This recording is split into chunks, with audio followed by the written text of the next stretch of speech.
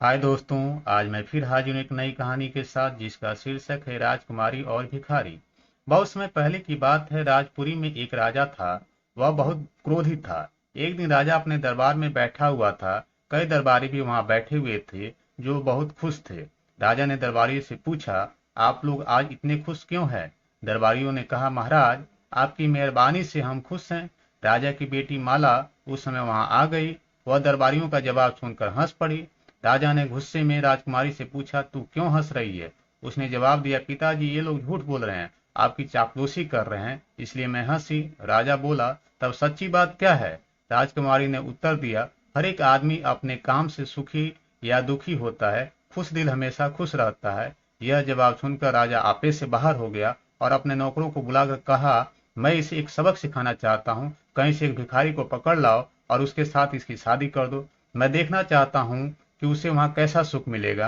राजा के नौकर शहर में भिखारी की तलाश करने लगे। थोड़ी देर खोजने पर उन्हें एक भिखारी मिला। नौकरों ने उसे पकड़ लिया और जबरदस्ती राजा के सामने ले आए। राजा ने भिखारी के साथ राजकुमारी की शादी करा दी। तमाम लोग उस बेचारी राजकुमारी की फूटी किस्मत पर दुखी हुए। राजकुमारी को दुख नहीं हुआ, उसे अपने भाग्य पर पूरा भरोसा था।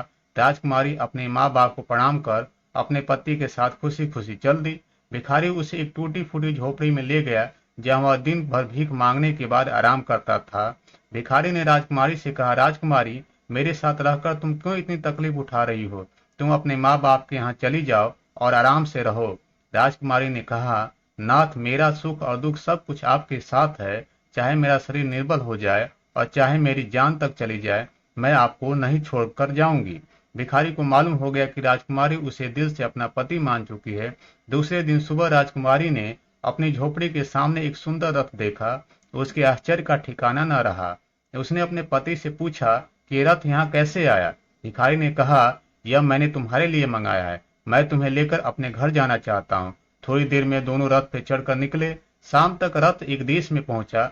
भिखारी ने रथ से उतरकर अपनी पोशाक बदली। तब वह एक सुंदर राजकुमार जैसा दिख पड़ा। राजकुमारी यह देखकर दंग रह गई। उसने अपने पति से पूछा, आप कौन हैं? उसने कहा कि मैं इस देश का राजा हूँ। मैं अपना वेश बदलकर देश देश में घूम रहा था। आखिर में एक भिखारी के वेश में राजपुरी में पहुंच गया। उसी समय सिपाही मुझे पकड़कर राजा के पास ले गए।